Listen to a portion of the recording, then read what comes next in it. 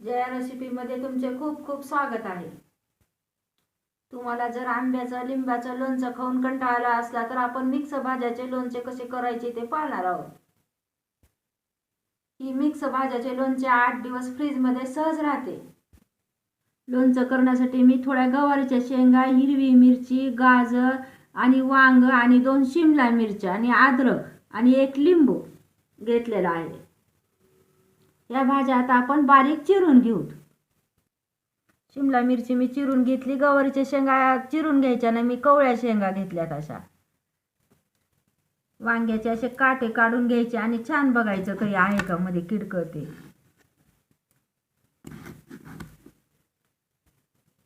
अशा वांग्याच्या लहान फोडी करून घ्यायच्या. गाजराचा मधला भाग पिवळा घ्यायचा नाही, वरचा भागच घ्यायचा फक्त.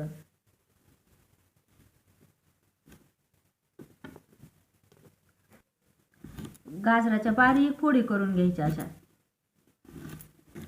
मिरच्या असा मधून चिरून घ्यायच्या आणि देठ काढायचं नाही त्याचं. चवीला थोडा अद्रक घ्यायचा आणि असे तुकडे करून घ्यायचे बारीक त्याचे. आता आपण ह्या सगळ्या भाज्या एका डब्यात काढून घेऊन लोणचं कालवायला घेऊ.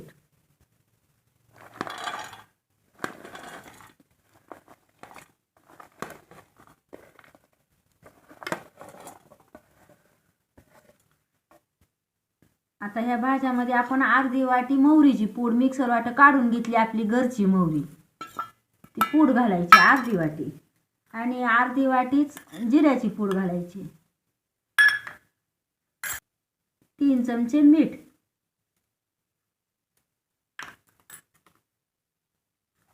1 चमचा हळद.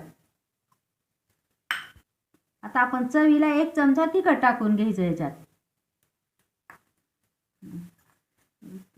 आता अर्धा चमचा हिंग टाकून घेऊ त्याच्यात लोणच्यात. आता आपण हे सगळं साहित्य टाकलेलं चांगलं लोणचं कालवून घेऊ.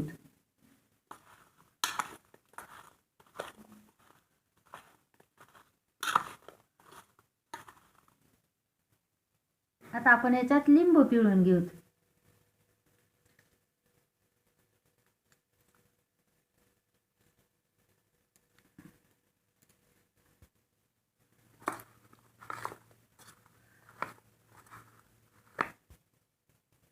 चवीला आपण याच्यात 1 चमचा साखर टाकून घेऊ.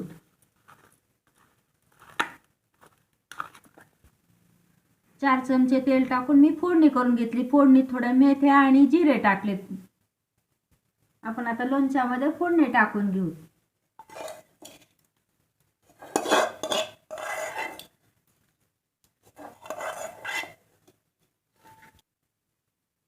मेथ्यामुळे लोणच्याला चव छान येते. कच्च्या भाज्याचं लोणचं खायला खूप छान लागतं, तुम्ही करून पहा. आता आपण फोडणी मिक्स करून घेऊ.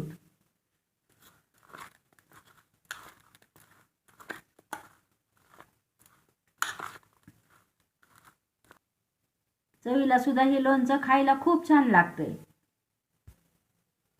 एका स्वच्छ बरणीत हे लोणचं भरून ठेवायचं. लोणचं ठेवण्यासाठी तुम्ही प्लॅस्टिकची बरणी किंवा काचेची बरणी वापरू शकता. ही लोणचं फ्रीजमध्ये 8 दिवस सहज राहते. ही लोणचं तुम्ही नाश्त्याला जेवताना घेऊ शकता. ही लोणचं मुरण्यासाठी 1 दिवस लागते. खायला खूप छान लागते हे लोणचं मुरल्यावर. आता ही लोणचं मी एका बरणीत भरून ठेवते. काचेची स्वच्छ बरणी घ्यायची अशी, म्हणजे लोणचं टिकते 8 दिवस.